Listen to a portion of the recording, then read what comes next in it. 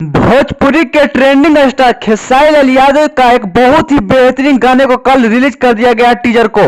जिस गाने को गाए हैं खेसारी लाल यादव और प्रियंका सिंह के आवाजों में, बहुत ही सुरीली आवाज में गाने को गाया गया है।